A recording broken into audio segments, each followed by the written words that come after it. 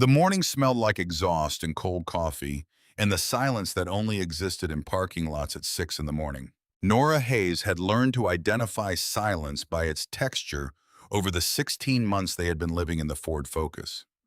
There was the silence of a hospital corridor at 3 in the morning, which was never truly silent because machines breathed and monitors kept their small green vigil, and somewhere down the hall, someone was always needing something.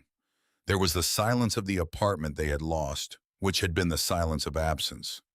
The refrigerator hum gone, the furnace gone, the sounds of a life with electricity stripped back to nothing. And there was this silence. The Walmart parking lot on Route 9 in Tacoma, Washington on a Tuesday in October, with condensation fogging the inside of the Ford's windows and her daughter still asleep in the back seat. This silence had weight. Not the heavy weight of grief, though grief was in it. More like the weight of waiting. The weight of a person who had learned to hold very still so as not to disturb the fragile arrangement of things that was holding them together.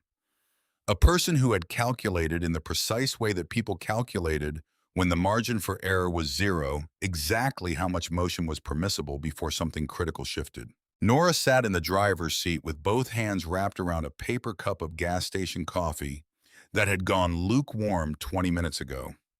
She didn't drink it. She just held it, felt the warmth of it through the cardboard sleeve, and watched the parking lot come to life the way she watched it every morning. The early shift workers arriving in ones and twos, each one a person with a destination, with a place they were required to be at a specific time. The delivery trucks backing toward the loading dock in slow, careful arcs, the backup beeping small and regular in the gray air. The world doing what the world did, moving forward without noticing that some people had gotten stuck. In the back seat, her daughter moved. Nora watched in the rearview mirror. Fern was 9 years old and the kind of sleeper who surfaced gradually, who never came awake all at once but assembled herself in layers. First the small shift of position, then the eyelids lifting and closing again, then the hand reaching automatically for the stuffed rabbit that had been her constant since she was 3. Back when they still had the apartment, back when 3 years old had meant toys in a dedicated basket, and a bedroom painted the yellow of summer corn, and a mother who came home from 12-hour nursing shifts and still had something left to give before the night was over. Back when Nora had been a different kind of tired.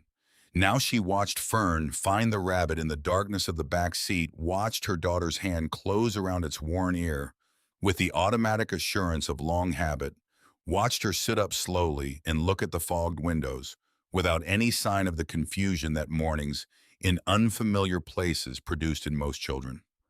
Fern knew exactly where she was. That was the thing that broke Nora quietly every morning. Not dramatically. Quietly in the private interior way that didn't show and couldn't afford to show. Her daughter never looked confused, never looked surprised. She looked like a child who had recalibrated her understanding of what morning meant, what home meant, what safe meant, and had arrived at definitions that fit the actual conditions of her life rather than the ones she had been promised. The definitions of a child who had stopped expecting the world to be one thing and had learned to work with what it actually was. Fern pulled her notebook from the backpack that served as her pillow and opened it to a fresh page. The notebook was spiral-bound with a green cover half filled with drawings.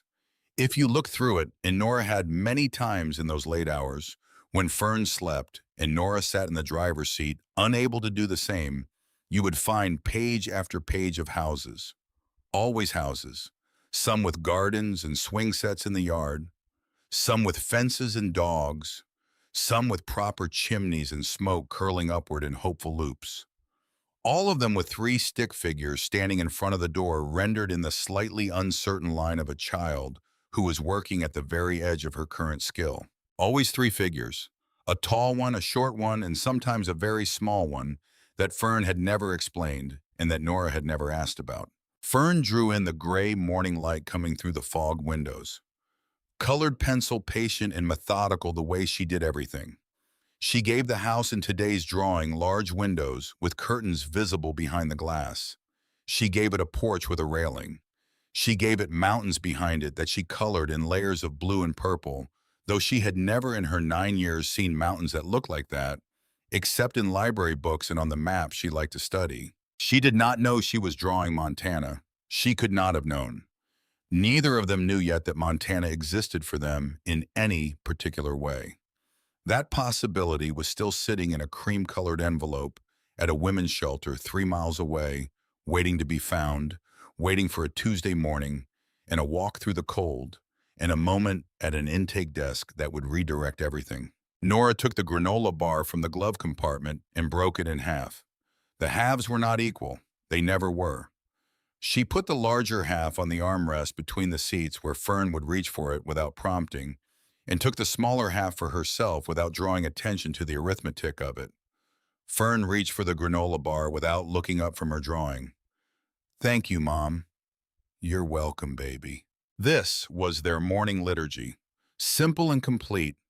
The whole of what was possible in a car at 6 in the morning with fogged windows and a parking lot waking up around them. The coffee from the gas station cost $1.23. Nora had gotten good at coffee that cost $1.23.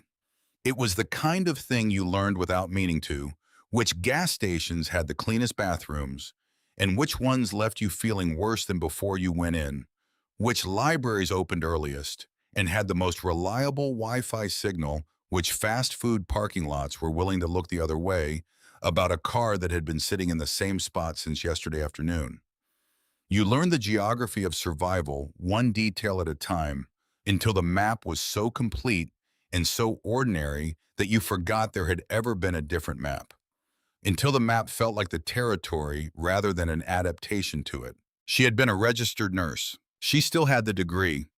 It was in a waterproof folder in the trunk of the Ford Focus, along with Fern's birth certificate and Social Security card, and the lease from the apartment they had been evicted from 16 months ago, and the last 3 pay stubs from the hospital, the ones that proved she had been employed until the nursing unit was restructured and her position was eliminated in the reorganization, and she had applied for 211 jobs in the following 8 months and been called back for 14 and hired for 0.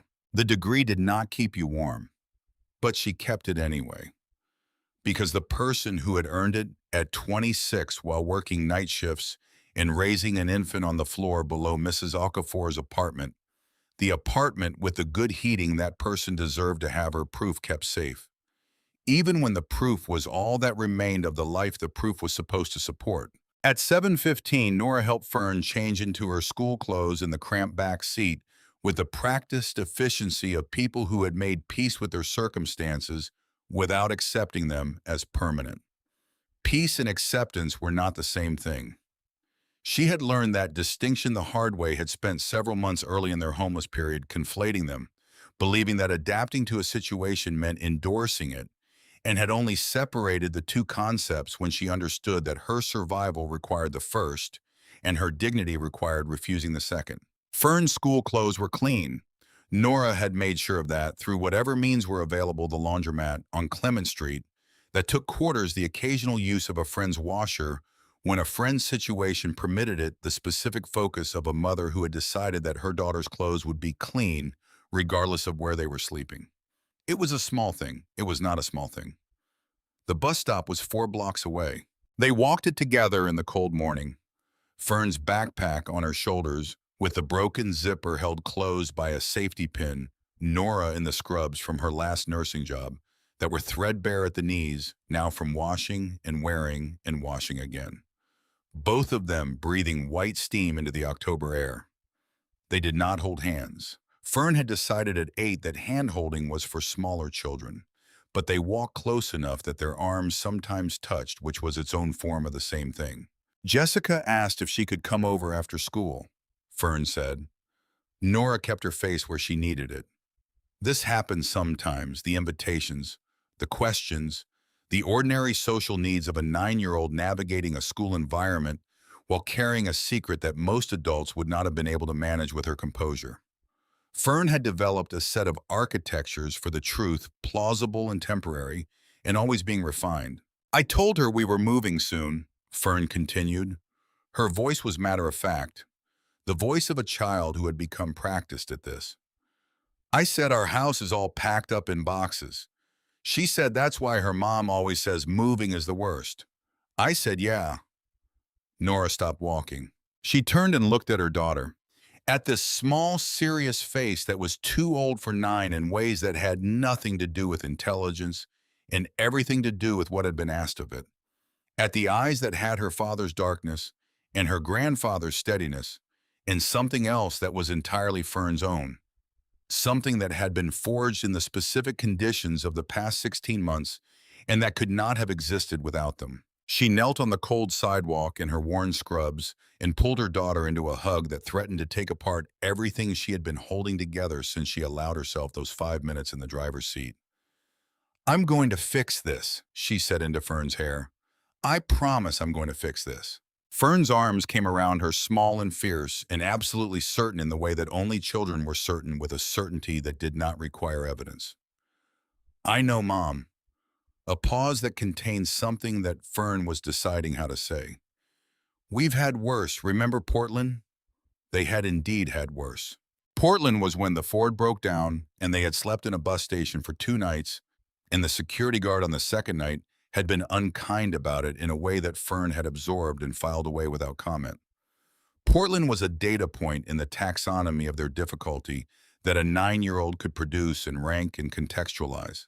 The fact that a 9-year-old had this taxonomy was information Nora filed in the place where she kept things she could not afford to feel right now, but would need to reckon with eventually. That place had gotten large. She would need to reckon with a great deal eventually. She walked Fern to the bus stop and stood there until the bus came, and Fern climbed aboard with her safety pin backpack and her stuffed rabbit in her pocket and her notebook that she would probably draw in during whatever class allowed a notebook to be open and inconspicuous. She stood until the bus turned the corner and disappeared, and the sound of its engine faded into the general noise of the morning. Then she walked back to the Ford Focus and sat in the driver's seat. 5 minutes.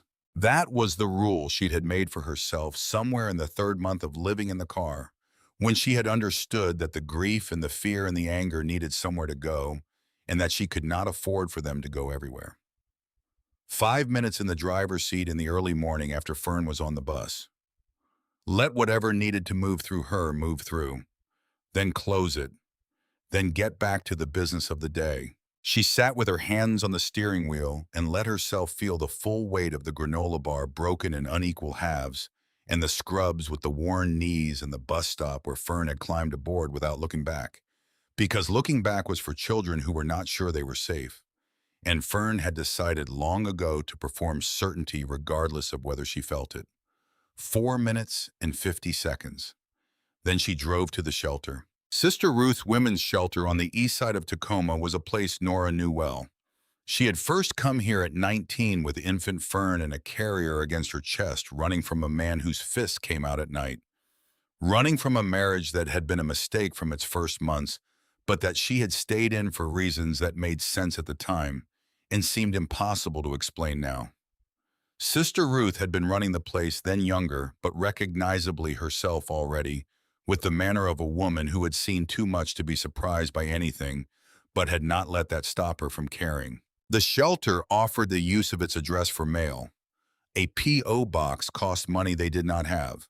No employer wanted to send correspondence to a parking lot. Sister Ruth had offered without being asked, which was how she did most things.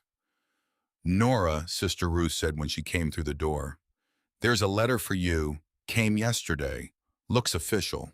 The envelope was cream-colored, thick paper stock that felt expensive, the kind of paper that communicated before you read a word that whoever sent it intended to be taken seriously. Addressed to Nora Hayes, care of the shelter's address, in Nora's own careful handwriting, copied from the application she had filed when she enrolled their address. The return address read, Birch and Associates Attorneys at Law, Helena, Montana. Her first thought was that someone was suing her, that some debt she had forgotten had found her through the shelter's address, that the situation was about to become more complicated in a direction she had not prepared for. She opened it standing in the lobby. Dear Ms. Hayes, we are writing to inform you that you have been named as the sole beneficiary in the estate of Elton James Hayes, your late great-uncle. Mr. Hayes passed away 6 months ago at the age of 89. His estate has been finalized, and per his explicit instructions, his property located in Jefferson County, Montana, is to be transferred to you and your daughter upon completion of all legal requirements. The property consists of a log cabin structure on 43 acres of forested land with mountain access. There are no outstanding debts, liens, or encumbrances of any kind. The property is free and clear. Mr. Hayes also left a fund to cover your travel expenses should you wish to inspect the property before making any decisions regarding its future. Please contact our office at your earliest convenience to arrange transfer of the deed and discuss next steps. She read it 3 times. Her hands had started shaking at some point during the second reading without her noticing. Elton James Hayes. She dug through memories of family gatherings she had mostly tried to forget and came up with first a vague impression and then slowly a clearer one. Her father's uncle, her father's mother's brother, a man who had moved west before Nora was born, who had never come to anything, who existed in family history as a name rather than a person. Except once. Her father had mentioned him when Nora was about 14. They had been watching football together on a Sunday afternoon, one of those suspended Sunday afternoons from her childhood, that she could still locate precisely in her memory the particular weight of the light through the living room window and the particular smell of the coffee her father always made too strong. He had mentioned the name Elton in passing in the context of something else she no longer remembered. Said my uncle. Moved to Montana before you were born. He's the kind of man who doesn't like crowds or noise, but he notices things. He pays attention. You'd like him, I think. She had not thought about that conversation in 20 years. And at her father's funeral when she was 16, standing at the back of the church in a black dress borrowed from her neighbor, Mrs. Okafor, because she owned nothing black, a man had stood at the back as well. Tall, silver-haired then, or on his way to silver. He had not spoken to anyone, had not moved through the crowd to offer condolences or introduce himself, had stood with his hands folded and his eyes moving through the room in the way of someone cataloging what they observed. Not coldly, precisely, with the attention of someone for whom observation was a practice rather than a reflex. He had found her eyes once across the rows of people, had nodded, a single deliberate nod, the nod of someone acknowledging something, filing something, something she could not have named then and could not name now. She had never thought about it again. Until now. Paper clipped to the letter was a check for $1,500. Travel expenses, the memo line read. She stared at it the way she had stared at the letter, in the careful way you looked at things that might dissolve if you looked too quickly. Sister Ruth read over her shoulder and then put her hand on Nora's arm. Go, she said simply. Find out what it is. Nora called the number on the letterhead from Sister Ruth's phone. Warren Birch's voice was seasoned by age and something underneath that she could not identify yet as kindness or as its professional approximation. He confirmed everything in the letter. Elton had been specific. The property was to go to Nora Hayes and her daughter. No one else, no conditions, no complications of any kind. He had prepaid the property taxes through a trust that had been established for the purpose. The property was entirely free and clear. What's the cabin like? She asked. A brief pause on his end, the pause of someone choosing which of several true things to say. It's remote, very remote. No power lines running to it, though. Elton installed solar panels some years back. Hand pump for water from a well he dug himself. Wood stove for heat and cooking. Firewood always kept stocked. Another pause. It's not a shack, if that's what you're wondering about. He built it himself in 1957, and he took care of it the way a man took care of something he intended to last. There's a difference between a thing that's old and a thing that's been maintained. This was maintained. She called Diane from a payphone outside the library. Diane answered on the 5th ring with the voice of someone who had already been impatient before the call came in. Real estate agent voice. The voice for clients who needed managing. Sarah, what is it? Using the wrong name and not pausing to correct it. I'm showing a house in 20 minutes. Dad's uncle Elton died. He left me property in Montana. A cabin, 43 acres, no mortgage, no debt, nothing owed. The silence that followed lasted long enough that she thought the call had dropped. Then Diane said, a cabin in Montana. Flat.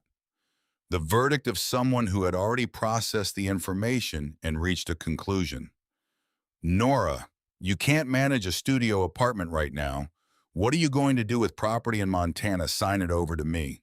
I'll handle the sale. We split whatever it brings. You need cash, not another thing to manage. The word another landed the way it was meant to. Marcus's voice came in from the background. He was on speaker. A shack in the middle of nowhere. What's that worth? 50,000. Sign it over. Stop wasting Diane's time. It was left to me specifically, Nora said. To me and Fern. By name. Diane's voice sharpened in the way it sharpened when clients stopped cooperating. Given your history with finances, someone needs to step in before you make this worse than it has to be. Claire called back 12 minutes later. Softer approach, more carefully constructed.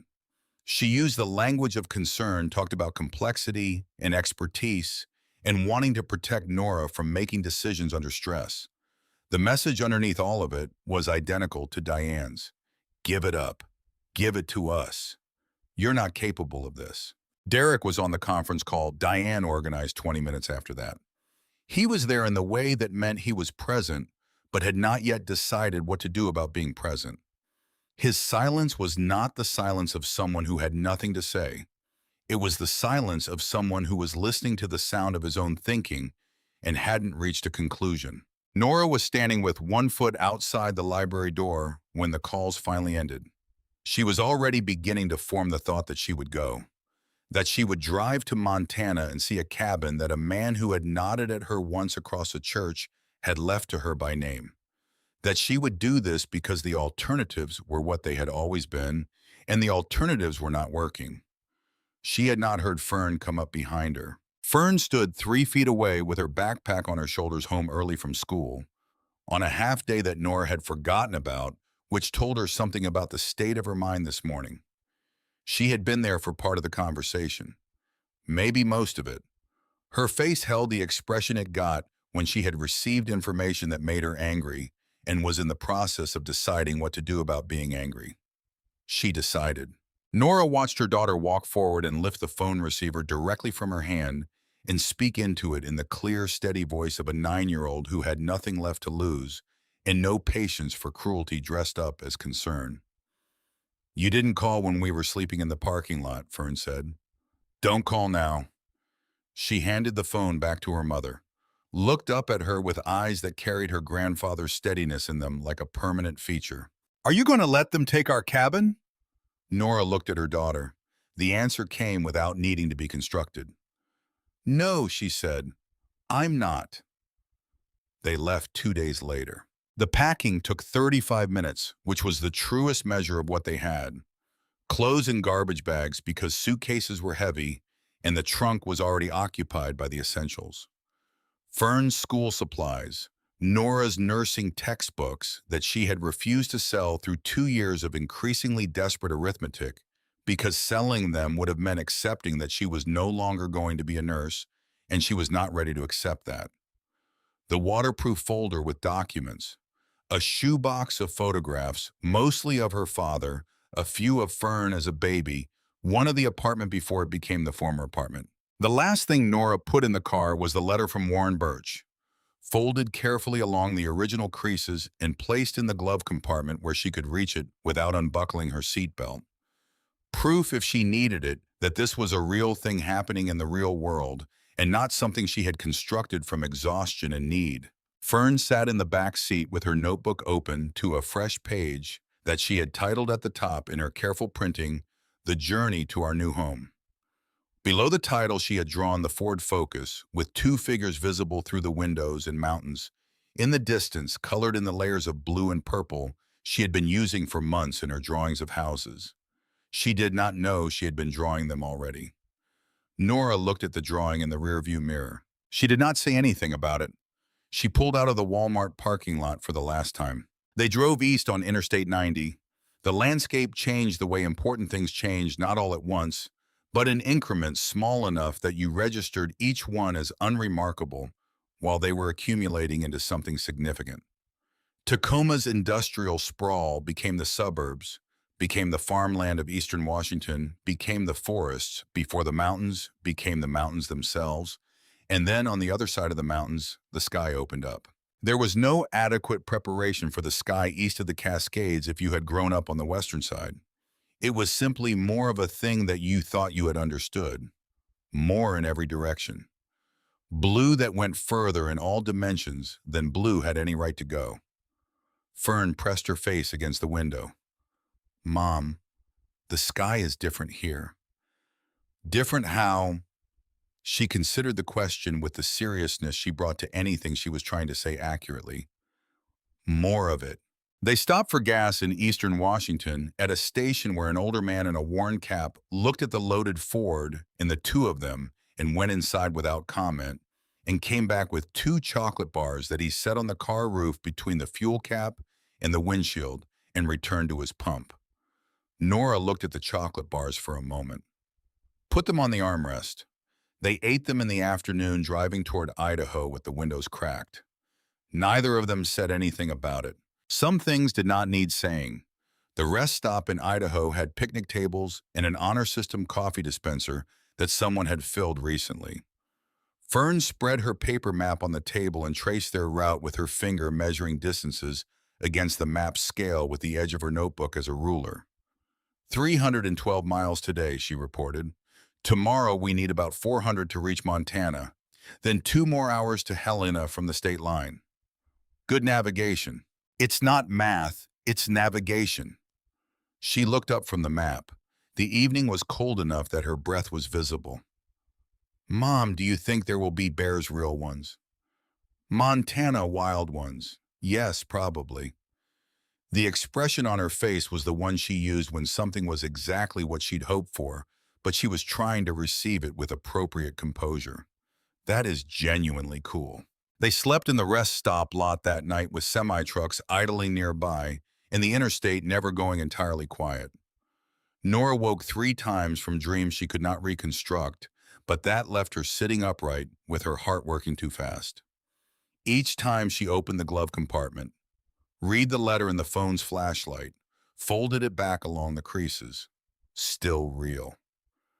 The second day brought Idaho and then Montana. The state line was a physical experience, not just a geographic one.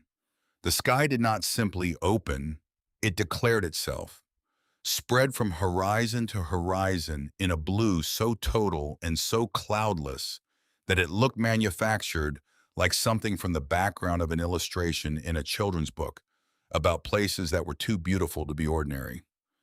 The mountains that had been distant shapes became present and specific, each one with its own character, its own angle of approach. Fern made a sound she had not made before, something that started as a word and ran out of word before it was finished. They reached Helena late on the afternoon of the third day. A real city, not just a main street. Gold Rush architecture alongside contemporary construction, all of it contained in the bowl formed by the surrounding mountains, like something that had been placed there deliberately. Warren Birch's office was on a side street downtown, a brick building with his name on a brass plate by the door. Fern held Nora's hand going up the stairs to the second floor. She had not held her mother's hand in public since she was 8. The gesture communicated something about the size of the moment that Fern could not put into words and so expressed this way instead. Warren Birch was 70 years old. He had the weathered quality of someone whose life had taken place largely outside rather than in a handshake that communicated competence without performing it. He shook Nora's hand and then turned to Fern and offered his hand to her as well at her height, rather than expecting her to adjust to his treating her as a participant in the proceedings rather than an appendage. Fern shook it with considerable seriousness. Elton spoke of you, he said, settling behind his desk. Not often. He was not a man who spoke often about anything, but when he mentioned you, it was with respect. I only met him twice that I can remember. He was a private man. Korean War returned in 1953. Worked as an accountant in Seattle for several years, saved carefully, then bought land in Jefferson County and went out there and stayed. Built the cabin himself in 1957. Lived there alone for 37 years without much contact with the outside world. He chose that. It was not circumstance. It was deliberate. Why me? Why not someone else? Warren looked at her for a moment, the look of someone selecting words with care. He said you were the kind of person who gave without keeping score, that your siblings took, that you gave. He said that was rare, and that rare things deserve recognition. He paused. There are things about the property, about what Elton accumulated there over 37 years, that I am going to let you discover for yourself. He was specific about this. He did not want me to explain before you arrived. He wanted you to find it yourself. His exact words were, let her go in and look. Don't prepare her. She needs to find it herself to believe it. Nora said, find what? Warren smiled. It was a small smile. The smile of someone keeping a specific and important secret for the right reasons. He anticipated that question too. He left a note that said, don't answer that either. Let her go in and look. She signed the papers where indicated. Her signature looked shakier than she intended. The deed transferred, notarized, filed. Warren produced a brass key from his desk drawer, old and worn smooth by decades of use, and placed it in Nora's palm. Welcome home, Ms. Hayes. Warren drove them himself in a battered Chevy pickup that had clearly been working hard for many decades and had no intention of stopping. Fern sat between them and asked questions continuously. Were there elk? Yes, frequently. Could you fish in the creek? Absolutely good fishing. Did bears approach the cabin, sometimes in fall before hibernation? Mountain lions, those two occasionally, though they generally stayed higher up. Fern was making notes in her notebook. The paved roads gave way to gravel. Gravel gave way to dirt tracks barely wider than the truck, two ruts of crushed stone running through forests that closed in on both sides, pine and fir and aspen. The late afternoon sun coming through the branches in long bars of gold that crossed and recrossed the road as the truck moved. Warren talked about Elton the way you talked about someone you had known long enough to see clearly. Not reverentially, not with the cleanup language people applied to the recently dead, but honestly with the slight roughness of real knowledge. He was difficult sometimes, didn't extend trust easily, but he was the most careful man I have ever known in 50 years of law. He thought about consequences. He thought about what outlasted him. He thought about things that most people never got around to thinking about because most people were too occupied with the immediate thing. He never told me he was paying attention, Nora said. No, that was his way. He said once that the problem with most people was they announced their intentions instead of living them. He lived his. The truck rounded the last curve. The forest opened. And there it was. 2 stories of hand-hewn logs darkened by weather and time to a deep honey color, the grain still visible through 67 years of seasons. A steep metal roof gone green with age, but sound not a sag or a separation anywhere along its length. A stone chimney rising from the center river rock, fitted with the precision of someone who had understood this as permanent work. A wide porch across the front with railings carved in patterns of leaves and birds and vines. Behind the cabin, the mountains, purple and massive in the last of the afternoon light, the snow on the upper peaks lit from the side in a way that made everything look like it was being shown to someone for the first time. Nora sat in the passenger seat of Warren Birch's truck and looked at the cabin that a man who had watched her from a distance for 22 years had decided she deserved, and she felt something she had been very carefully not feeling for a long time. Not hope exactly. Something quieter than hope and more durable. Fern was out of the truck before it fully stopped. She ran to the middle of the clearing and stood there with her arms slightly away from her sides, looking at the cabin the way she had looked at the Montana sky from the car window, the way she looked at things that confirmed something she had been working toward without being certain it existed. She turned and found her mother's eyes. She said, "Mom, this is a real house." Warren handed Nora the key and said he would come back in a few days. And then he drove back down the track, and the sound of his engine diminished into the forest, and the silence of the clearing came in around them. Not the silence of the parking lot.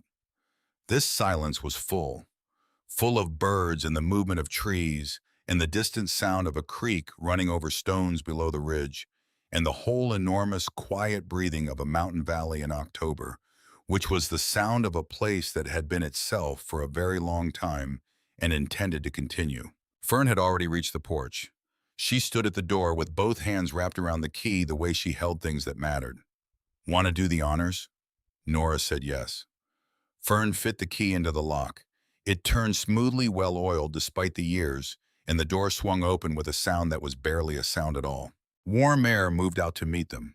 Wood smoke and pine and something beneath those that had no name, but felt like the accumulated quality of a space that had been inhabited carefully over a very long time by one person who had taken the inhabiting seriously. Fern stepped over the threshold. Nora followed. The main room was larger than she had expected and organized the way everything in Warren's description of Elton suggested his things would be organized. A stone fireplace on the north wall, massive and beautiful, the same river rock as the chimney outside. Furniture that looked handmade, built for use, and built with skill, the furniture of someone who understood function as a form of respect for the person who would use it. Bookshelves floor to ceiling along the east wall full. An eating table worn smooth by decades. A wood stove in the kitchen area with an enamel coffee pot sitting on top of it. Upstairs, 2 bedrooms. The smaller one was clearly Elton's, narrow with a bed and a dresser, and almost nothing personal on any surface except one photograph on the dresser of a much younger man in military uniform. The larger one had a window that faced west. Fern stood in the doorway of the west room and looked at the window and looked at the mountains and looked at the window again. This room looks at the mountains. Yes. Can it be mine? Yes. She set her stuffed rabbit on the windowsill facing the mountains in the last of the afternoon light that was exactly the color of the mountains in her drawings. Nora built a fire in the wood stove with half-remembered knowledge from a camping trip 2 decades ago, and the other half learned from trial and error in the next 20 minutes. The hand pump at the kitchen sink produced water so cold and so clear, it tasted like nothing human had ever touched it. She stood at the kitchen window with a glass of that water and watched Fern through the glass outside, in the clearing, in the last of the light running from tree to tree, with her arms extended, spinning once, stopping to look at the mountains. A child discovering what space felt like when there was enough of it. Nora drank the water and let herself feel something that was not quite contentment and not quite peace, but was adjacent to both. The next morning, Fern woke to birds she could not identify and immediately required a field guide. She found the tape measure in Elton's workshop, a large, organized space behind the cabin where the tools hung on pegboards with their outlines traced in marker so that you knew exactly where each thing belonged and exactly when something was missing. She brought the tape measure inside and began doing what she always did in new spaces, measuring. She was making a scale drawing, the kind where the relationship between rooms mattered, where the drawing was meant to be accurate rather than approximate. She measured the exterior wall of the main room, 42 feet. She measured the interior rooms, added them up again, 38 feet.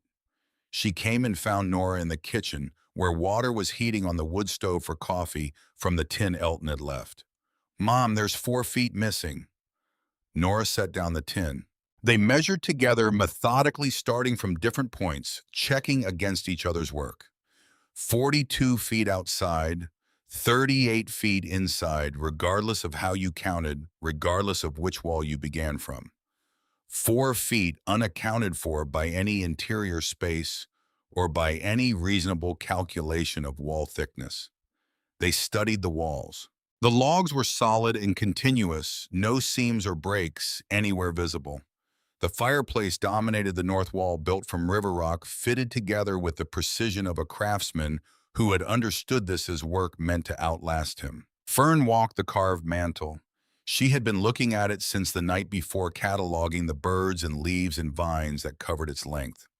The carving was detailed enough that you could almost identify the bird species. Owls, hawks, sparrows, woodpeckers, wrens, dozens of variations, each one slightly different. One was not quite like the others. Small in the lower right corner of the mantel near the hearthstone, the carving was slightly deeper than those around it. The wood immediately surrounding it was lighter in tone, worn lighter in the way of wood that had been touched many times in the same place, by the same hand over many years. Fern pressed it. She felt it give slightly inward with a soft click. The sound that came next was subtle and unmistakable. Stone moving against stone somewhere beneath and behind the fireplace. A sound from underground. They both stepped back. A hairline crack appeared in the floor in front of the hearth as dust that had settled into a seam across many years broke free from it. The crack widened as whatever mechanism had been activated completed its motion. A panel of floor 4 feet square, perfectly fitted and visible until this moment. It lifted on a counterweight mechanism when Nora worked her fingers into the crack and pulled. Stone steps descended into darkness below, narrow and steep, carved directly into the bedrock foundation. The cold air rising from below was dry and controlled in a way that was not the cold of a basement or a root cellar. It was older than that, the cold of deep rock. Nora found a flashlight in the kitchen drawer, tested the battery.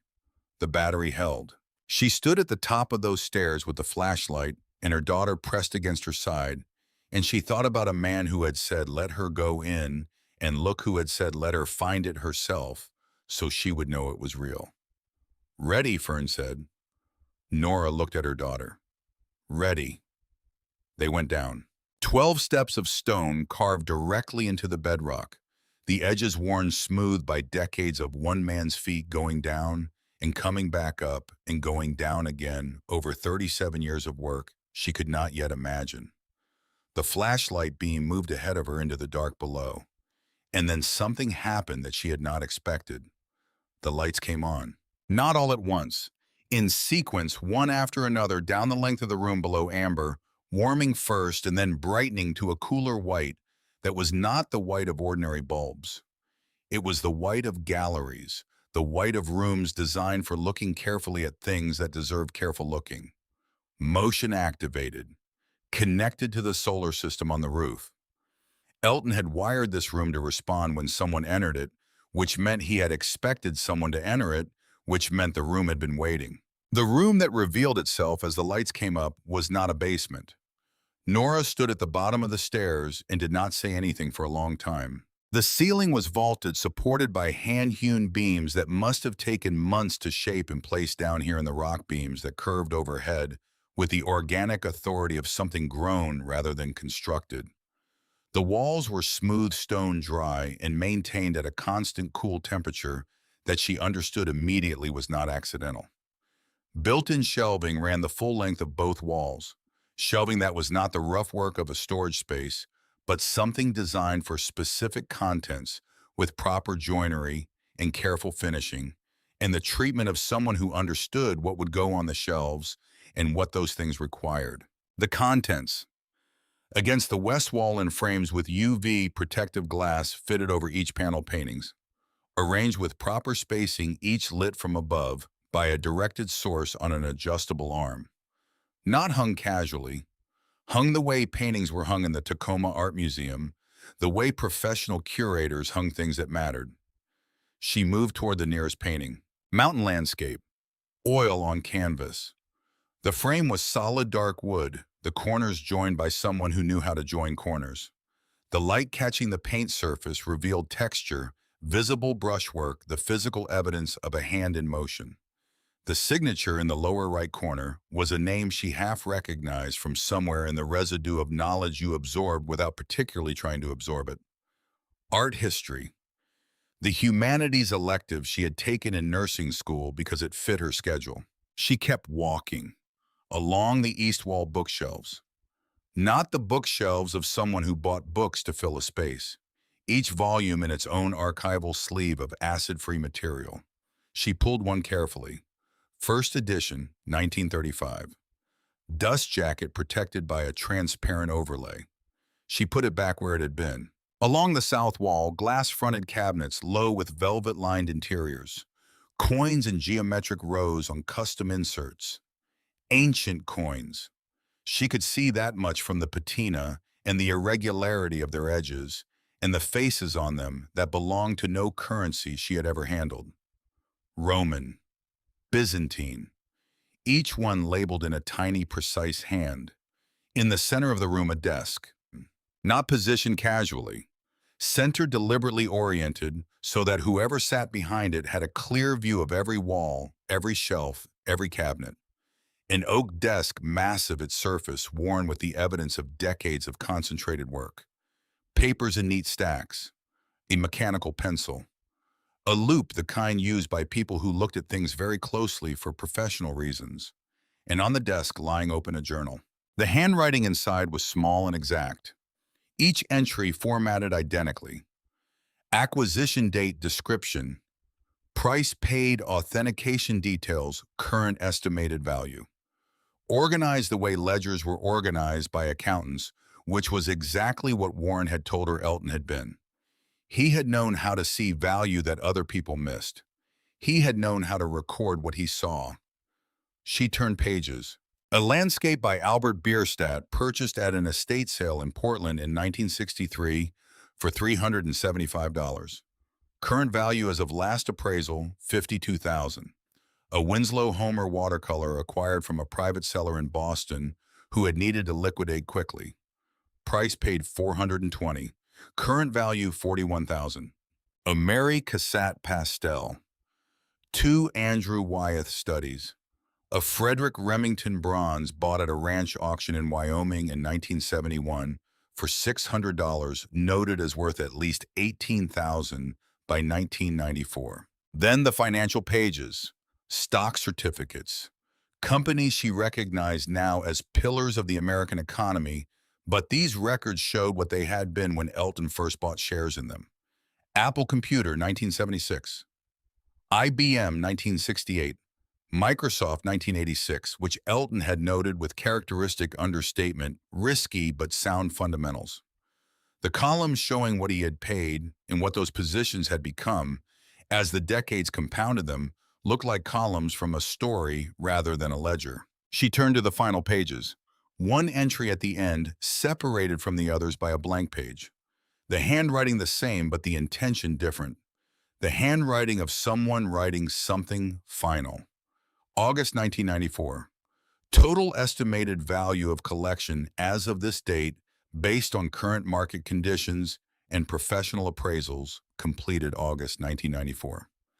Paintings and sculptures, $73,200,000. Rare books and manuscripts, $18,500,000. Coins and precious metals, $42,800,000. Stocks and bonds, $112,300,000. Miscellaneous items, $18,200,000. Total estimated value, $265 million. Nora read the number. She read it a second time. She read it a third time with her finger on each digit individually, the way you checked arithmetic when you were not yet ready to trust what you were seeing. $265 million. Sitting under a cabin on 43 acres of Montana forest. Built by one man over 37 years, left to her. She became aware of her breathing. Too shallow, too fast. The breathing of a body processing something the mind had not finished with. She put both hands flat on the desk and looked at the journal and the organized stacks of paper and the loop lying ready beside the mechanical pencil and the walls surrounding her full of what one extraordinary patient man had spent his entire adult life building in the dark below his home. "Mom!" Fern's voice from the far end of the room. She looked up. Fern was standing at the south wall, which did not end in a wall. She had found a door, set into the rock in a frame almost invisible until you were directly before it, fitted with the same obsessive precision that characterized every other element of this space. Fern had her hand on the frame with the expression that meant she had already decided to go through and was waiting for permission as a formality she was prepared to dispense with if necessary. Nora crossed the room. She put her hand on the door. It opened inward into dark that became lit in the same sequence, amber to white. The second chamber was entirely different from the first. The first room was a collection. This room was a mind. The walls were covered floor to ceiling with documents organized in frames and binders on built-in shelving ordered by date and subject. Letters on museum letterhead. Technical analyses of artworks in dense professional language, each one concluding in a judgment. Authentication certificates spanning 30 years of work, all of them signed with the same two letters. J.M. Nora stood in the center of the room and turned slowly. She knew that name, not because she had ever specifically sought it, but from somewhere in the residue of information you absorbed without trying to absorb it. Something about the art world, about authenticators whose judgments moved millions of dollars and whose identities were in some cases deliberately withheld from the institutions that relied on them. J.M., consulted by the Metropolitan Museum of Art in New York, consulted by the Art Institute of Chicago, by the Getty, by auction houses and private collectors and university departments of art history going back to the early 1970s. 30 years of correspondence, all of it addressed to a post office box in Helena, Montana. All of it from institutions that had never known who they were dealing with. Elton James Hayes. J.M., the middle name and the last name. Reversed. So simple it had been invisible to everyone who had spent years wondering. She understood now why Warren had looked at her the way he had when she asked about Elton. He had known. He had kept it as instructed until she found it herself. She pulled one of the letters from its frame and read it. Metropolitan Museum, 1988, regarding a Flemish painting a private collector wanted to donate. The curator was deferential in the language of someone addressing an authority whose judgment was final. The letter thanked Mr. J.M. for his thorough analysis and noted that the museum was proceeding with the acquisition on the basis of his authentication.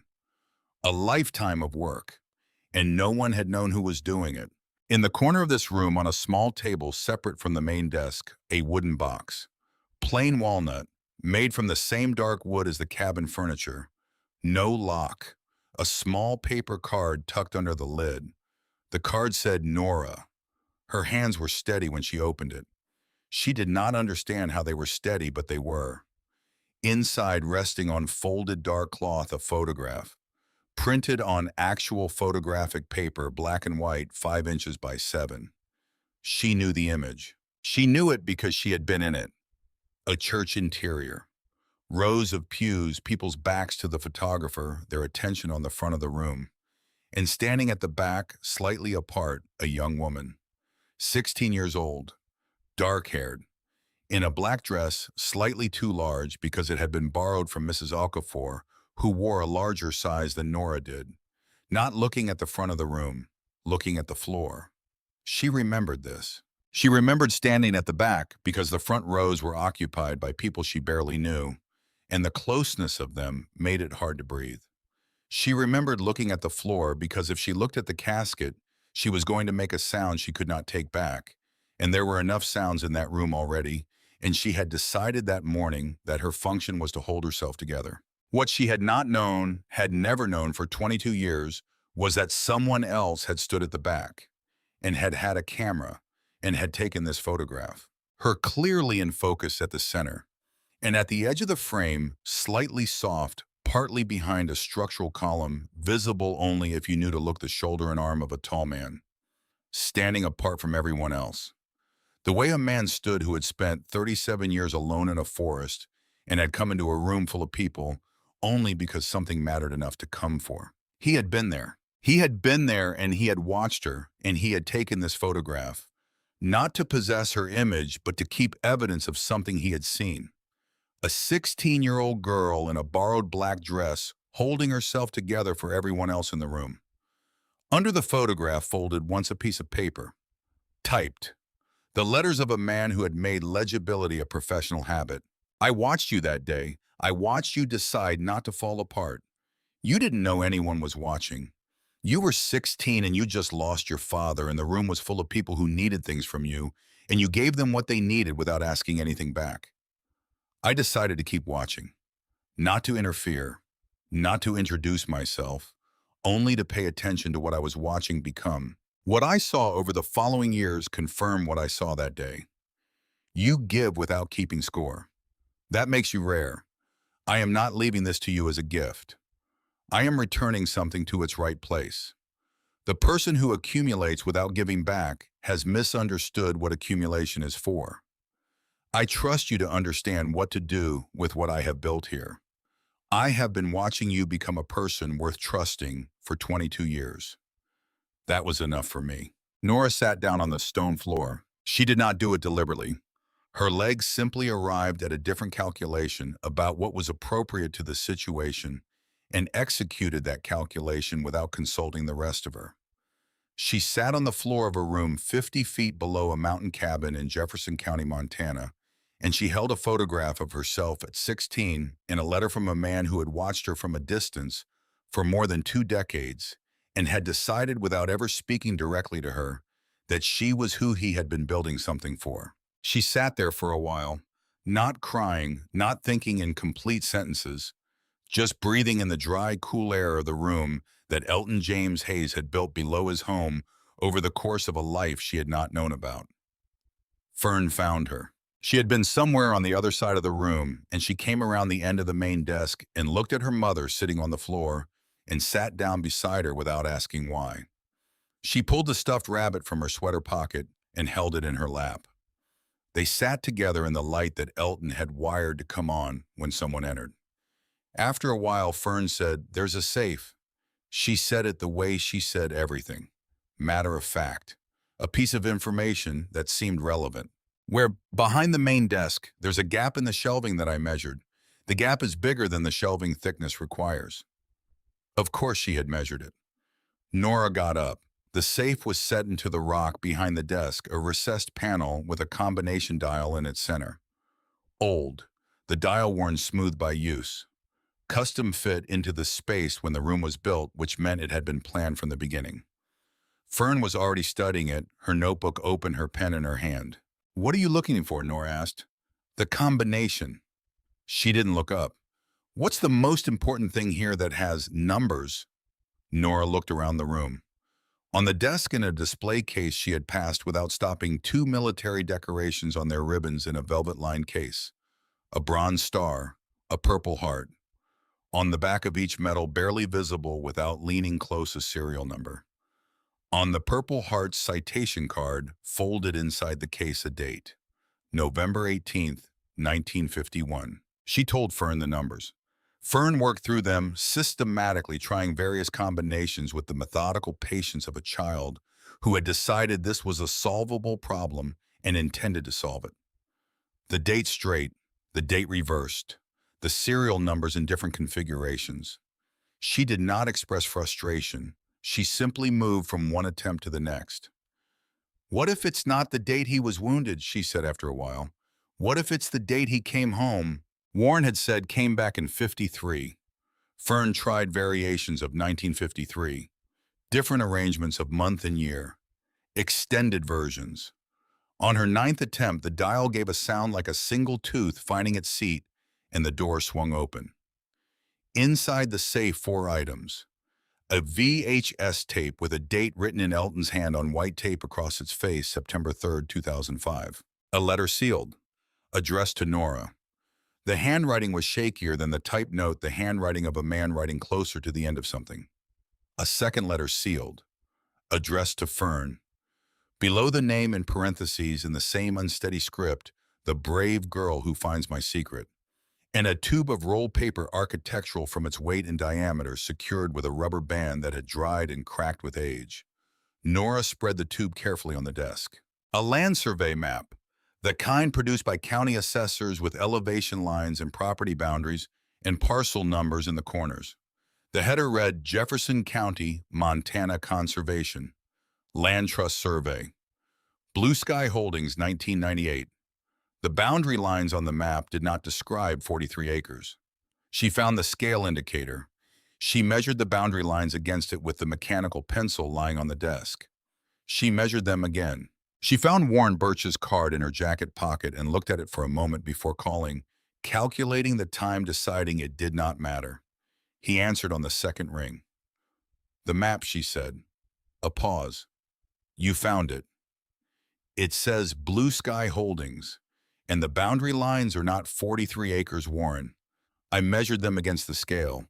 These are 2,400 acres," he said, "give or take." She looked at the map, at the boundary lines that stretched far beyond what she had been told, absorbing adjacent parcels and following ridge lines and wrapping around creek beds and timber stands and meadows she had no names for yet. All of it hers according to the survey in her hands. "He bought it over 37 years, Warren said, through different trusts, never in his own name, never in a way that connected visibly back to the cabin or to him. The 43 acres was the original purchase. Everything else came in pieces across decades. He had reasons for each one." A pause. "The Blue Sky Trust transfers to you. I was waiting for you to find the map before we discussed it." He was very specific about the order. She stood at the desk with the phone in her hand and the map in front of her, and the letter sitting next to it, and the tape waiting, and the life's work of a man who had nodded at her once across a church in Tacoma, surrounding her on all sides. "Why didn't you tell me at the beginning?" she said. "Because Elton said if I told you, you would spend the entire drive up here trying to decide whether to believe it. He said you needed to find it yourself so you would know it was real. He said you were the kind of person who trusted what you found more than what you were told." Another pause. "He said he had spent 22 years watching you earn things. He wanted the discovering of this to be something you earned as well." She hung up. Fern was reading the outside of her envelope. Just her own name in the slightly unsteady script of an old man who had written to her before she was old enough to read. "Can I open mine?" "That's yours. You don't need my permission." Fern opened it with the careful deliberateness she brought to things that mattered. "Read it." When she finished, she folded the letter along its creases and put it in her sweater pocket next to the rabbit. She did not say what it contained. It was hers. She kept it that way. The sound came from above, not sounds that belonged to the cabin. The cabin had its own sounds now after 2 days. The creak of particular boards, the way the wind worked through the chimney, the creak below the ridge. These were different. Heavy footsteps, more than one person. The quality of movement that belonged to people who did not know the rhythms of this space and were not trying to learn them. Nora and Fern looked at each other. Nora folded the map and put it with the letters and the tape in the archival box she had found under the desk. She closed the safe, closed the door between the chambers, turned off the second room's lights manually, and went back up the stone stairs with Fern behind her, pulling the floor panel shut with the counterweight mechanism. The panel settled back into invisible. Nora moved to the front window. 2 vehicles in the clearing, a large SUV with rental plates, a silver BMW. The door of the cabin was open, which meant they had either brought someone to deal with the lock, or the latch had not fully engaged when Nora and Fern had come back upstairs. Marcus Porter came through the door first.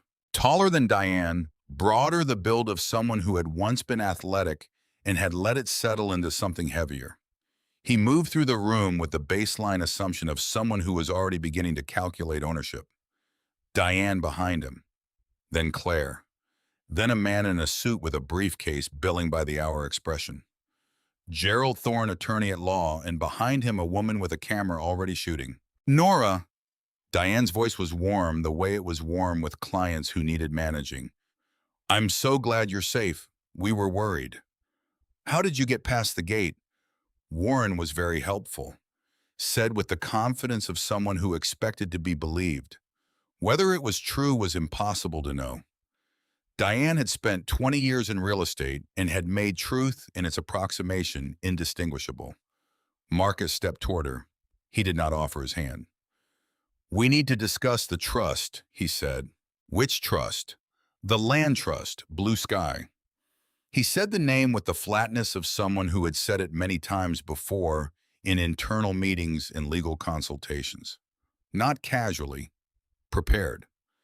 "There are documents associated with the property that need to be reviewed before any decisions are made about its disposition." Nora looked at him steadily. The name Blue Sky had not appeared anywhere in any publicly available information about the estate. It was not in Warren's letter. It was not in the deed transfer documents she had signed. She had not said those words to anyone since leaving Helena. The only place she had seen that name was on the map inside the safe that was currently 30 feet below where they were standing. Marcus knew the name of a trust that was not in any public record. "I don't know what you're talking about," she said. Something moved briefly across his face. "The Blue Sky Conservation Trust. If there are acreage discrepancies between what was represented in the deed transfer and the actual survey—" "The deed was filed by Warren Birch," Nora said. "Questions about the estate go to him." Diane stepped forward. "Nora, we're family. We're here because you need support with something this complicated. Where were you when I needed support 16 months ago?" The warmth in Diane's voice faltered. "This is different. This involves assets that require proper management. Gerald is here because we have concerns about your capacity to—" "I signed a deed today," Nora said. "That is all I have to say to anyone without my attorney present."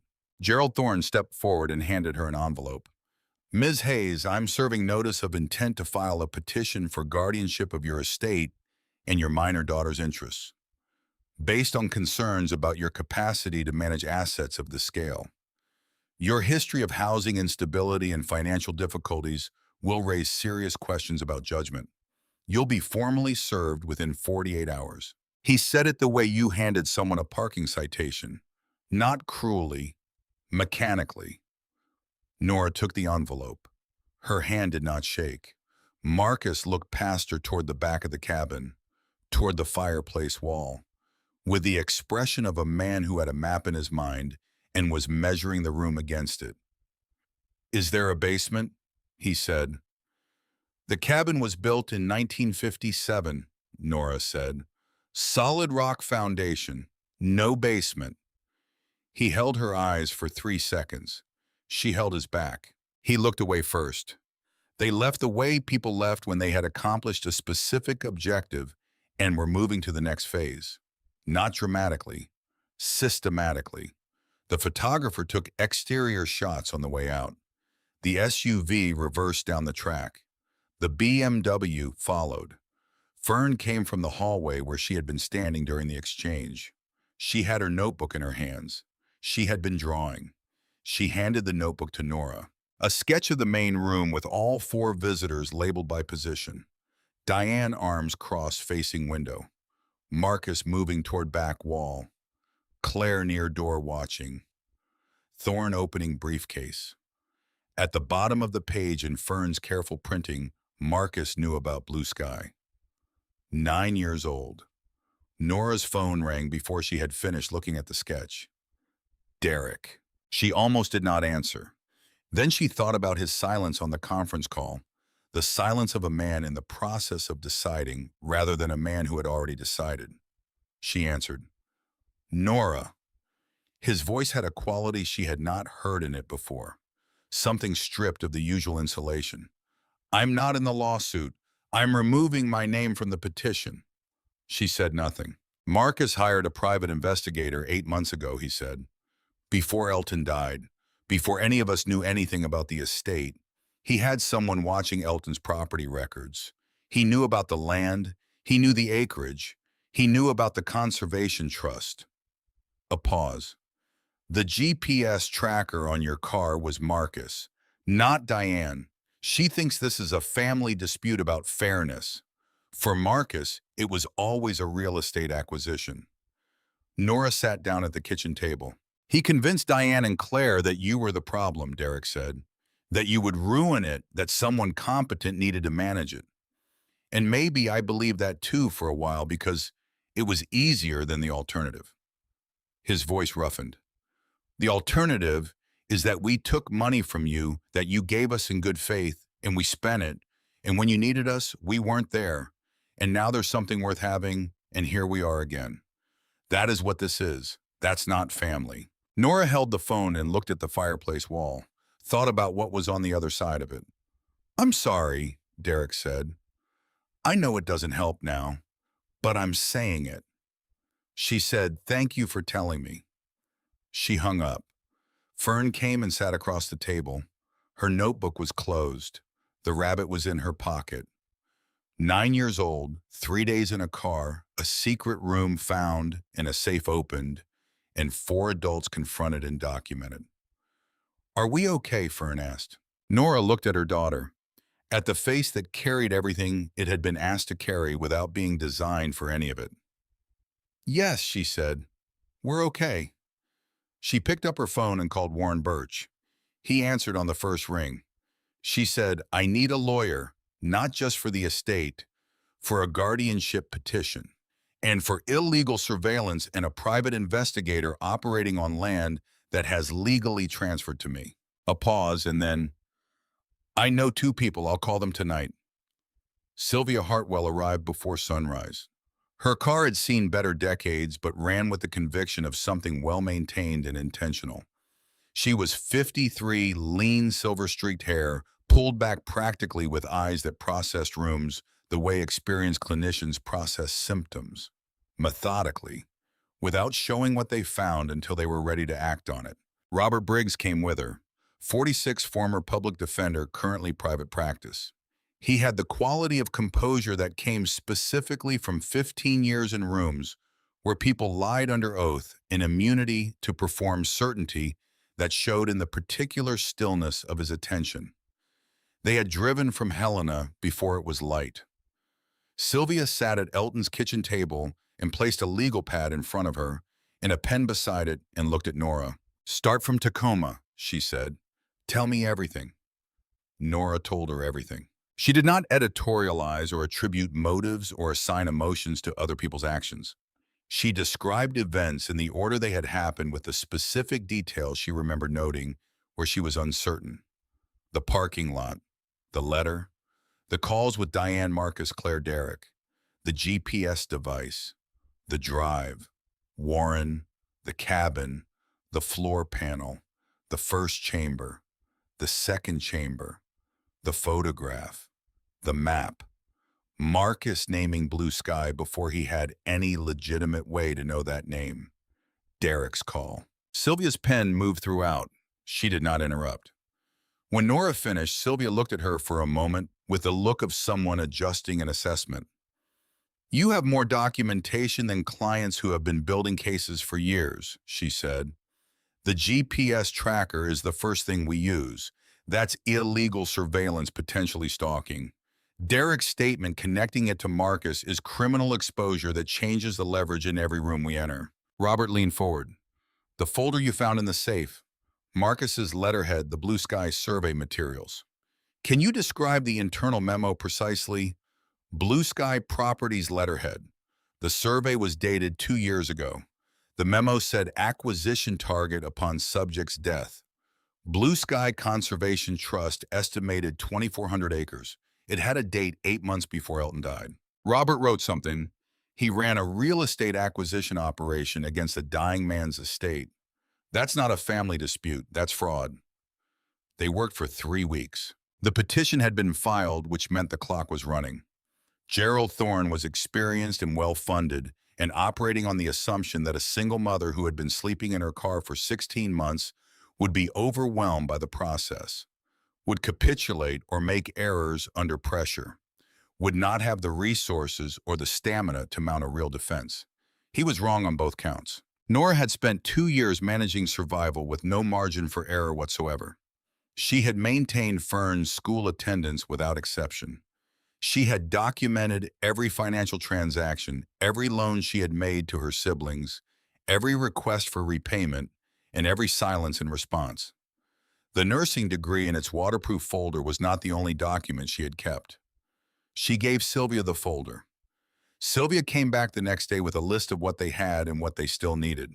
They had the GPS tracker photographed in place and documented in a report by Sheriff Dan Pike, who had been called by Warren Birch and who arrived at the cabin with the expression of a man who had known Elton Hayes for decades and had very specific feelings about people who attached surveillance devices to cars belonging to women sleeping with 9-year-olds. Bank records showing $47,000 transferred from Nora to her siblings across 8 years documented as loans and never repaid. Text records showing her requests for repayment going unanswered and then blocked. Two independent psychological evaluations concluding complete mental competency and additionally remarkable clarity under prolonged duress. They had Helen Marsh. Helen was the librarian in Cedar Falls, 5 miles down the mountain. She arrived on the sixth day with a cardboard box and an apology for not coming sooner. She had been following Elton Hayes from a careful intellectual distance for 20 years. She had tracked his investments, noted patterns in his occasional mentions of art and markets during his infrequent visits to the library, kept clippings and made notes in the margins, connecting public information to the private things he mentioned in passing. She had done this, she explained somewhat sheepishly, because she was curious and Cedar Falls was small, and Elton was the most interesting thing in her professional orbit. She handed the box to Nora. 20 years of careful observation organized chronologically annotated in her librarian's handwriting. "He talked about you once," Helen said, "after your father's funeral. He came in for books the following week. He mentioned attending a funeral in Tacoma. He said the man's daughter was the only person in that room paying attention to what other people needed rather than what she was going to receive. He said that kind of person was rare and deserved to have someone paying attention to them." She paused. "I didn't know he had been watching you for 20 years. I only knew he had noticed you once. But once with Elton seemed to count for a great deal." Sister Ruth drove from Tacoma on the 10th day. She came with a statement documenting Nora's use of the shelter, her employment efforts, her maintained sobriety, the consistent care she had provided for Fern throughout the period of homelessness. She had the professional authority of someone who had seen hundreds of women come through her doors and knew the difference between a person who was struggling and a person who was failing and was prepared to explain that distinction clearly in any room that needed to hear it. She also brought Fern a new stuffed rabbit. Fern accepted it with the gravity of someone receiving something that had been thought about before being given. Dr. Maren Whitcomb in Cedar Falls had examined Fern during their first week and provided a report. Excellent health. Reading at a 5th grade level in the 3rd month of 4th grade. Socially engaged, emotionally stable. No gaps in vaccination or routine care despite the housing instability, which the doctor flagged as unusual and attributable to the quality of the mother's attention. Cal Donahue arrived on the 11th day without being called. Helen Marsh had mentioned to someone who had mentioned to Cal that there was a woodpile situation at the old Hayes cabin before winter came in properly. Cal was a carpenter, a veteran, the kind of quiet, steady presence that materialized where it was needed and did not require explanation or invitation. He split wood for 3 hours and stacked it neatly under the overhang and did not ask for anything. He came back 2 days later. And the day after that, Nora noticed without having the bandwidth to do anything about noticing. She filed it somewhere for later. The concept of later had begun to feel like something that existed which was itself new. The Jefferson County Courthouse had been standing since 1891 stone construction from an era when people built for permanence as a matter of course. The kind of building that absorbed decades without being burdened by any particular one. Nora walked up the steps on a Thursday morning in November with Fern's hand in hers.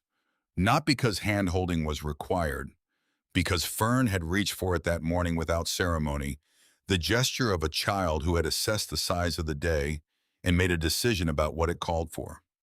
Sylvia and Robert walked with them. Warren Birch was already inside. So was Cedar Falls. No one had organized it. Helen Marsh had mentioned the date to the right people, and the right people had done what small communities did when one of their own was under a particular kind of pressure. The general store owner, the mechanic who had serviced the Ford without charging her, Dr. Whitcomb in her good coat, Sheriff Pike in full uniform, which was a statement that did not require elaboration. Sister Ruth sat in the 3rd row with her hands folded. The courtroom was full. Diane stood near the water fountain in a tailored navy suit. Marcus sat at the table with Gerald Thorne, his posture carrying the quality of someone running through contingency calculations. Claire near the windows, Thorne's briefcase was very thick. Judge Caroline Winters entered at 9 sharp. 63 years old, silver-haired with the bearing of someone who had sat through enough performances of concern disguising greed to have developed an accurate ear for the distinction between them. She arranged her papers and looked at the room with eyes that were neither warm nor cold, but precise in the way of someone who had already decided what quality of attention this deserved. The room settled. Thorne went first. He was skilled at this. He built his case with the patience of someone constructing something meant to look solid at distance, even if the foundations were borrowed. Housing instability as a pattern of poor judgment, the inheritance as a complexity beyond her capacity, the cabin as an unsuitable environment for a child. Bank records from 3 years ago showing the eviction. He did not mention where the eviction money had gone. He called Diane. Diane testified with the warmth she applied to resistant clients. Years of watching her sister struggle. Attempts to help that were rebuffed. Growing alarm. A concerned older sibling who had come to Montana only to help. Her voice caught at calculated moments. She mentioned Fern 3 times in ways that positioned her as someone thinking about the child. She had convinced herself this was true. That was what made her convincing. Claire's testimony was softer and more deliberately constructed. Trauma and judgment and love and the vulnerability of a mother who had been through too much. She cried at moments that functioned as punctuation. Marcus did not testify directly. He sat beside Thorne and passed notes. When Thorne rested his case, Judge Winters looked at Sylvia Hartwell with the expression of someone who has been patient and is ready to see what patience has produced. Sylvia stood. She was not loud. She did not manufacture emotion or perform outrage. She built her case the way Elton had built his collection, piece by piece, each element placed where it would do the most work, with the confidence of someone who had already counted everything and knew what it totaled. The GPS tracker first. Sheriff Pike's report. The timeline establishing it had been attached before Nora left Tacoma, when Marcus Porter had no legitimate knowledge of the estate. The specific model of the device sold commercially for fleet surveillance and corporate security operations. The bank records, not the records from 3 years ago, records from 8 years, the full picture. $47,000 given to her siblings across 2 decades on the basis of promises made and not kept. The $19,000 loan to Diane and Marcus in 2018 for a real estate venture that was never repaid. The $17,000 from the life insurance money that Nora alone had used for funeral costs rather than keeping. The judge looked at these records for a long time. Helen Marsh testified about 20 years of observation. She was a librarian. Paying attention was her professional function. She described Elton's investment patterns, the character of a man who had built something over decades with deliberate care. She described the one conversation in which he had mentioned Nora Hayes. He said in a room full of people taking, she was the only one giving. Helen said. He said people like that were rare. He said they deserved to have someone paying attention to them. Sister Ruth testified. Her voice had the authority of someone who had seen too much to be moved by performances. Dr. Whitcomb testified. Fern's health. Fern's academic performance. No evidence in any interaction with this child of neglect or harm or inadequate care. The 2 psychologists testified. Both arrived at the same conclusion in different professional language. Nora Hayes was entirely competent and had demonstrated under conditions that would have broken many people remarkable clarity of thought and strength of decision-making. Robert Briggs stood and said, Your Honor, we have one additional piece of evidence. It requires approximately 8 minutes. He gestured to the television on the rolling cart a clerk had positioned near the front of the room. The VHS player sat on the shelf below it, borrowed from a shop in Helena that still stocked the equipment. Thorne objected. This is a settlement proceeding, Sylvia said calmly. We may present whatever we choose. Judge Winters looked at the television. Play it, she said. The tape was grainy in the way of VHS cassettes recorded in 2005, the color slightly warm, the edges soft. But the man on the screen was entirely clear. Elton James Hayes sat behind the desk in the second underground chamber, the walls behind him covered in 30 years of work. 71 years old in this recording. Silver-haired, straight-backed, with the quality of a man who had made complete peace with not performing for anyone. He looked directly into the camera. My name is Elton James Hayes. Today is September 3rd, 2005. I am of sound mind as my physician, Dr. Gerald Larson of Helena, has confirmed in the attached medical statement. I am recording this because I understand clearly what will happen after I die, and I want there to be no confusion about my intentions. I have observed the family of my nephew Richard Hayes for many years. I attended his funeral in 2002. I have watched his children from a distance since. What I have observed is a pattern I have seen before. Some people take without keeping score of what they take. Others give without keeping score of what they give. The two types exist in every family. The difficulty is that the first type rarely recognizes the second as anything other than convenient. Diane Hayes Porter and her husband Marcus Porter are people who take. I have documented specific instances over 7 years in the journal in Chamber 1. Marcus Porter is not interested in family welfare. He is interested in acreage. He has been monitoring this property through a private investigator. He knows approximately what is here and has been waiting for my death as a business opportunity. When he learns the full scope, his actions will be entirely predictable.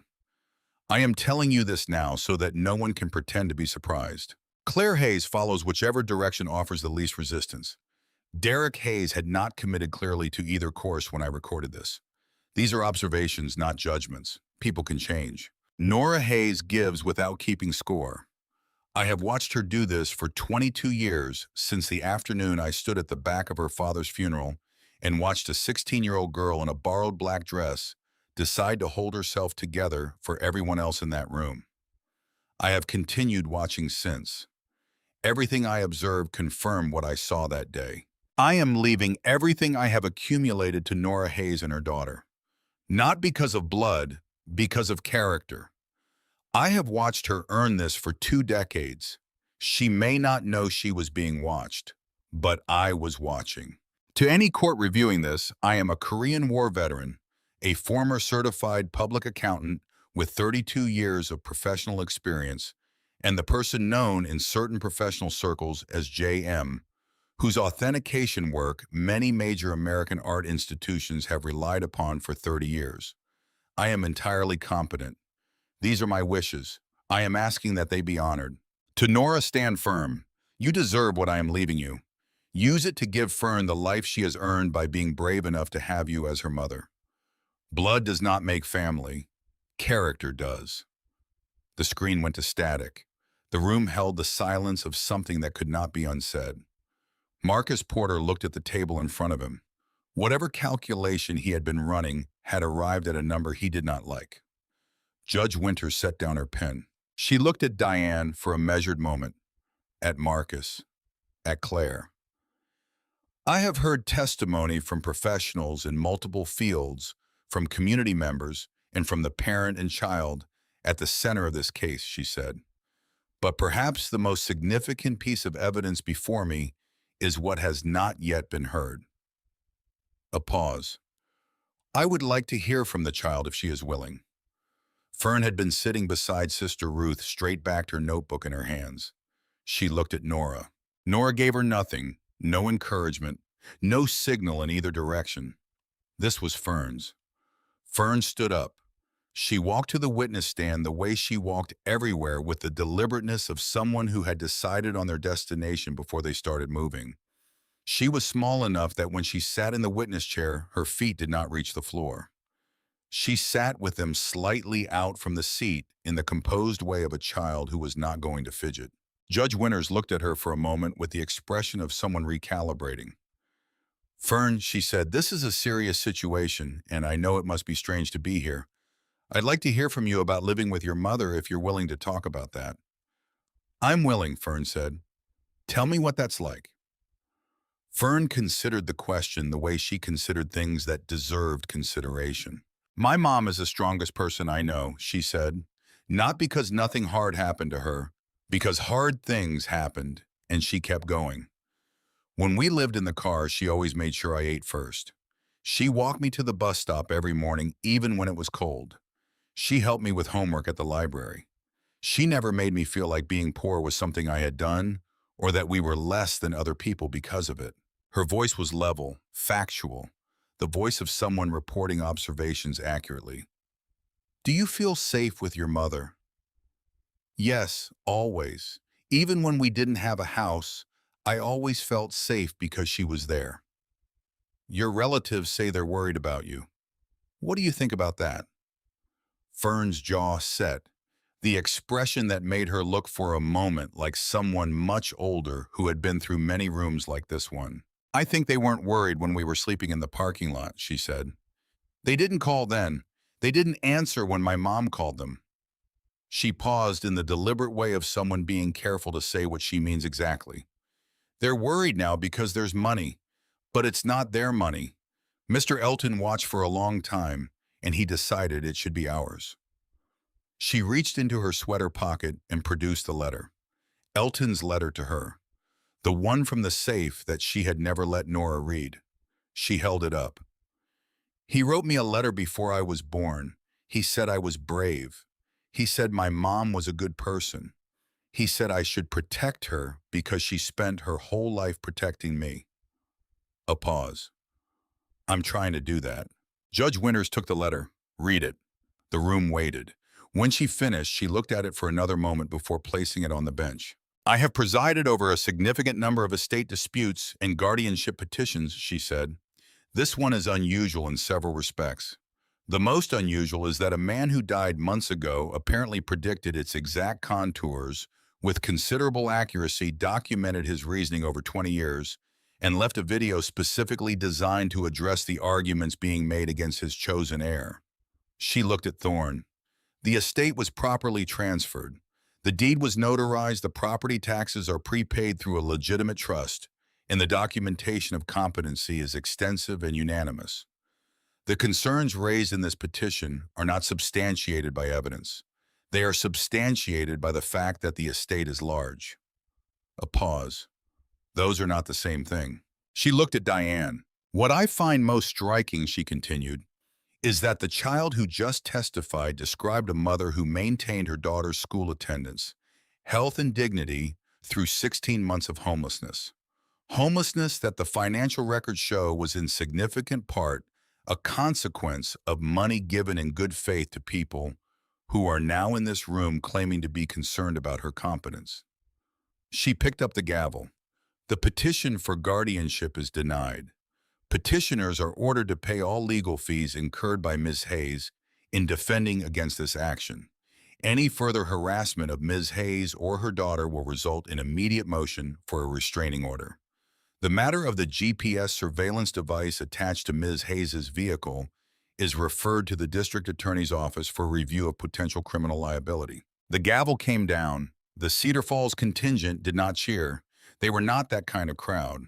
But the quality of the silence that settled in the room was the particular silence of a verdict that was correct, finding its place in a space that had needed it. Gerald Thorne gathered his documents with the efficiency of professional disengagement. Marcus Porter sat very still. Diane looked at the table in front of her with the expression of someone recalculating something they had believed was straightforward. Nora held Fern, not dramatically, just the ordinary physics of a mother and a child who had been through something together and were on the other side of it. Arms around each other in the middle of a cleared courtroom. Fern pressed her face against her mother's shoulder. After a moment, she said the words slightly muffled. "We can go home now." "Yes," Nora said. "We can go home." Derek called that evening. "I watched the tape," he said. Someone had filmed it on their phone during the hearing. He saw everything. Everything we did. Everything we chose not to do. A long pause. "He saw you, Nora. He saw who you were before you knew anyone was paying attention." Nora was standing on the cabin porch in the last of the November light, the mountains catching the sun at the low angle. It came in at this time of year, everything it touched looking briefly more significant for the brevity of the touching. Yes, she said. I'm sorry, I know it comes late. It helps a little. Not everything, but a little. She meant it. She had thought about what it cost him to say it and decided it was worth receiving. She hung up and stood on the porch for a while, looking at the mountains in the fading light, and she thought about a man who had stood at the back of a church in Tacoma 22 years ago and taken a photograph and kept it and built 37 years of work and left it for a 16-year-old girl in a borrowed black dress who had decided to hold herself together. The Metropolitan Museum of Art in New York made the announcement 4 months later. Nora learned about it from a journalist at the Helena Independent Record calling at 7 in the morning. The museum had been going through authentication files as part of a centennial documentation project and had traced the initials JM, which appeared on dozens of significant authentication certificates, in their archives to a post office box in Helena, Montana, and from there through Warren Birch, who had agreed to let it become public after consulting with Nora, to Elton James Hayes of Jefferson County. The museum was naming a new wing in his honor. They wanted to know if his heir would attend the dedication. Nora took Fern out of school for 4 days. They flew to New York on money that was hers, now not borrowed, not calculated against a diminishing reserve. They stood in a marble room at the Metropolitan while a curator described 30 years of extraordinary authentication work whose author had remained entirely anonymous. Work that had protected the integrity of significant parts of the American art collection. Work that had been done from a post office box in Montana by a man no one had ever met in person. Fern stood in that room and looked at the paintings Elton had authenticated. She looked at them the way she looked at Montana sky, with the expression of someone understanding that there was more of something than they had known, and that the more was not overwhelming, but expanding. She said, he was here, in this room, looking at these paintings. Probably, Nora said, and nobody in this room knew who he was. Nobody.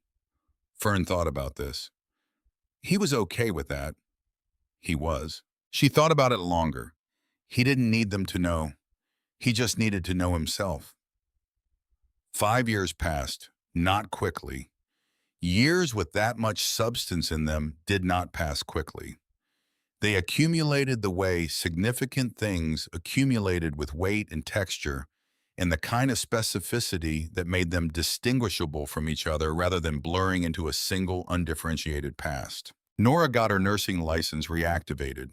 She worked at the clinic in Cedar Falls 3 days a week, enough to be useful and small enough to know patients by name, to know their dogs' names and their adult children, and which ones needed longer appointments because the medical matter was not the whole of what they had come for.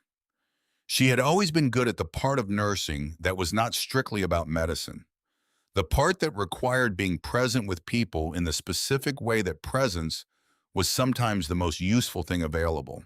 The Elton Hayes Foundation opened its first office in a building adjacent to the cabin, built over 2 summers by Cal Donahue, working alongside Nora on the days she was not at the clinic.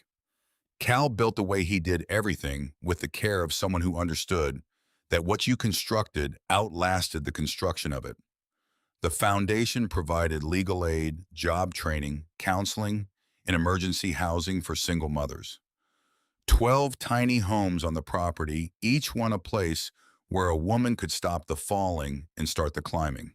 The first year, 43 women helped. The second year, 91. By the 5th year, 847. Not a round number, not inflated. 847 specific people with specific names who had come through specific circumstances and left in better condition than they had arrived.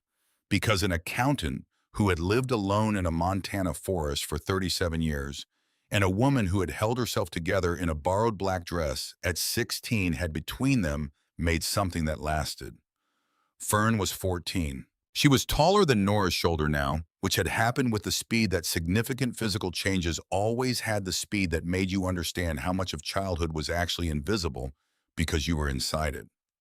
She still carried the stuffed rabbit in a pocket when she was at school on the windowsill of her bedroom at night because she had decided at some point that carrying it was not childishness, but continuity, and she was entitled to her continuity. She was on her 12th notebook.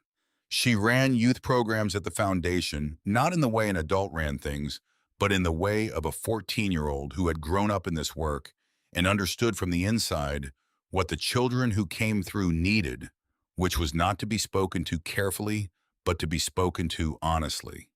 She knew what it was to rank your experiences of homelessness. She knew what it was to lie about having a house. She knew those children. They knew she knew. On the 5th anniversary of the foundation's opening, 200 people gathered in the clearing. Not because it was a grand event, because Cedar Falls showed up. Helen Marsh with her husband and an updated binder. Sheriff Pike had retired and driven 3 hours.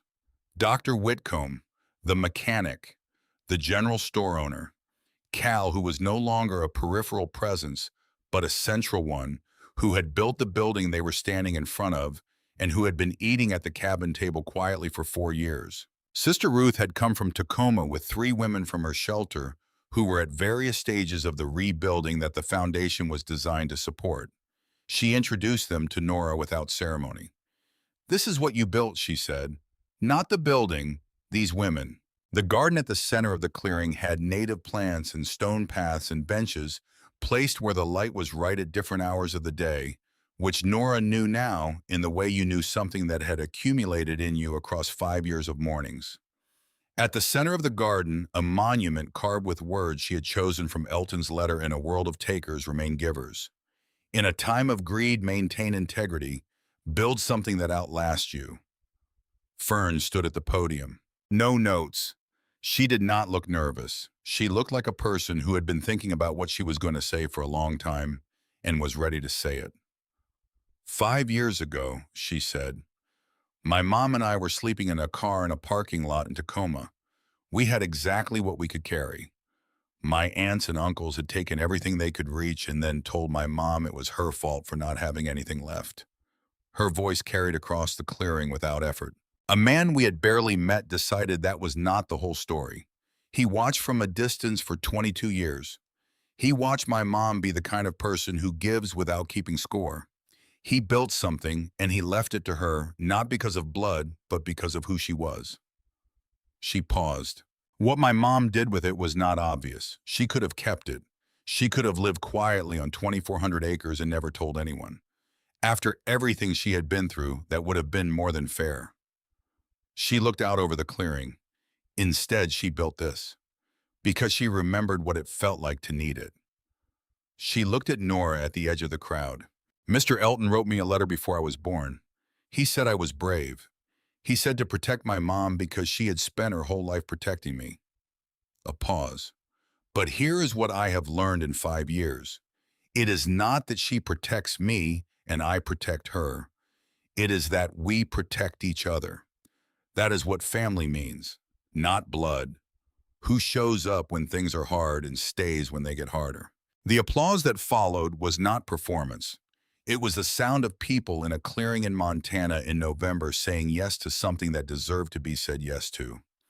That evening, after the guests had gone, and the caterers cleaned up, and the foundation staff locked the office, and the night settled over the mountains, with the weight that high country nights in November carried, Nora and Fern and Cal sat on the porch. The porch that Elton had built in 1957 and that Cal had reinforced 2 summers ago, the carving of leaves and birds still intact on the railing.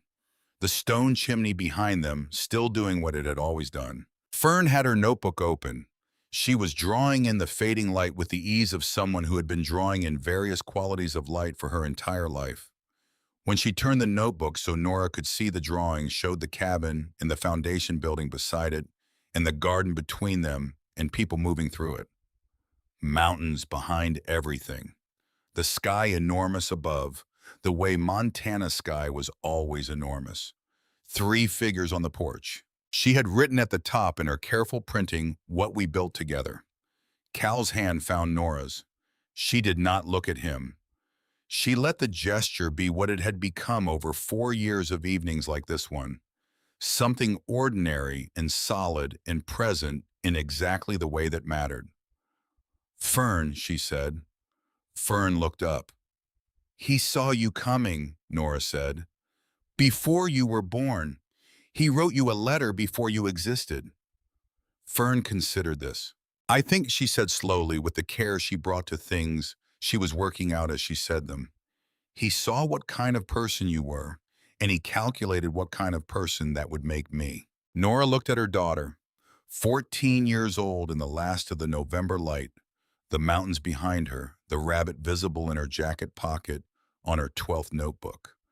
Running youth programs and testifying in courts and drawing maps of spaces with missing feet and solving safes with military decorations. She thought about a man she had met twice in her life who had stood at the back of a church and watched a 16-year-old decide to hold herself together for everyone else in the room. She thought about what it meant to be seen, not praised, not celebrated, seen, clearly and for a long time by someone paying careful attention to what they saw.